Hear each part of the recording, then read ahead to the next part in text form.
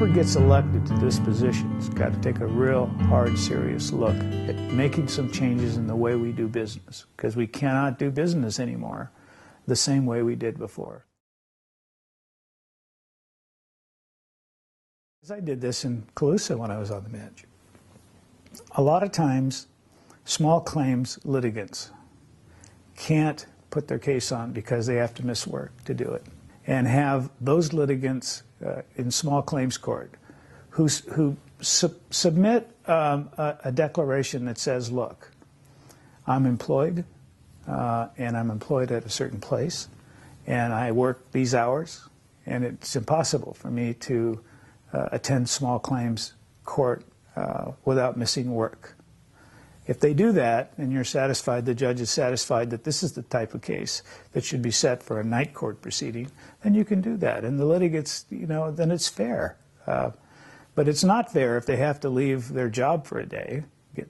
The boss gets angry at them, and they don't get a chance to be heard. So you get a lot of default judgments simply because they don't have an alternative. They have to work. Otherwise, their jobs are few and far between. Every court has one day a week where they hear law and motion matters. Law and motion matters are matters that arise during the course of a case where they need the judge's input.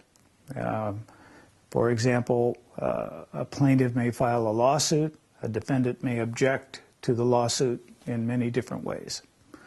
And that would be a law and motion matter. Now, the way it is now, on a typical Monday morning, if you appear in the Sutter Superior Court, the courtroom is full of lawyers, absolutely full of lawyers every Monday. And we're there to either hear motions, or we're there because we have a case management conference that the administrative office of the court requires. And so you have litigants who are not there. They don't have to be there, just their lawyers. And they're being charged. The litigants are being charged for the lawyer to be there when the judge could issue tentative rulings before that hearing, posted on the outside of the courthouse door the Friday before the hearing. And the judge can then determine how he would rule on each of the matters that are before him. And that if you, as the lawyer or litigant, feel that that's an improper ruling, you can ask for a special hearing. But by and large, 80%, 90% of the lawyers and the litigants accept the tentative ruling. So the courtroom will be empty on Monday, and the judge will be in there working on a tentative ruling for next week. And it just saves the court time, and it saves the litigants money.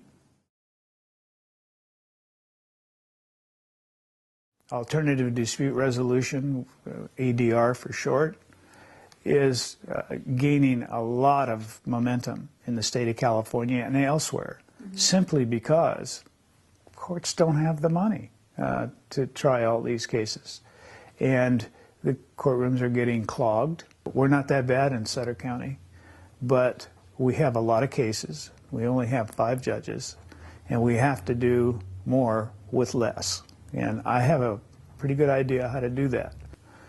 Alternative dispute resolution simply is a way of taking a case out of the courtroom and handing it to a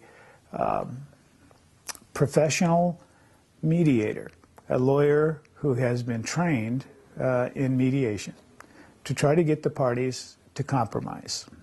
You have to be trained in mediation to be good at it.